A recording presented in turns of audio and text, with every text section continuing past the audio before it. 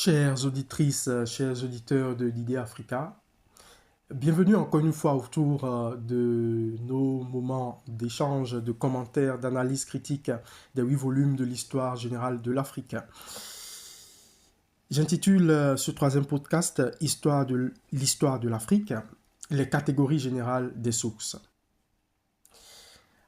Alors, les historiens africains ont été toutes confrontés à une problématique dès le départ, celle de l'idée reçue selon laquelle l'Afrique n'a pas d'histoire ou n'avait qu'une histoire sans intérêt.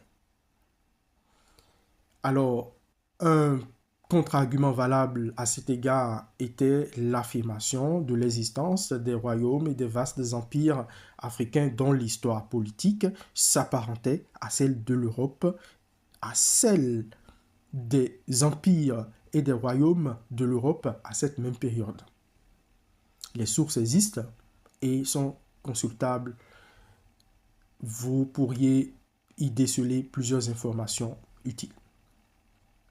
Mais face à ce déni de l'histoire africaine, dans un premier temps, le recours aux sources orales, l'utilisation des sources orales, l'activité autour des sources orales a été systématique.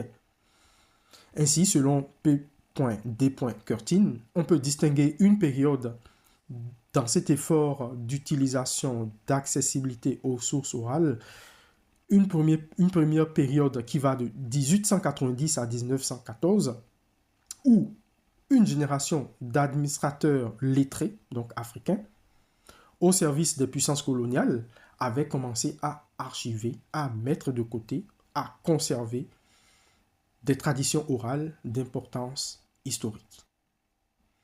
Donc, quand nous disons conserver, archiver, c'est de la transcription, c'est de l'écriture, c'est de la matérialisation.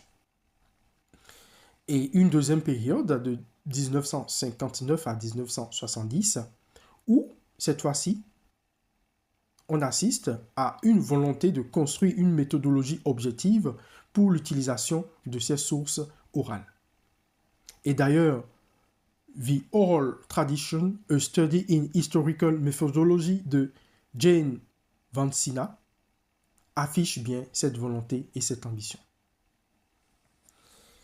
Chères auditrices et chers auditeurs, nous allons continuer à déblayer, à analyser, à lire, à commenter au fur et à mesure les chapitres de l'histoire générale de l'Afrique. Je vous remercie pour votre écoute.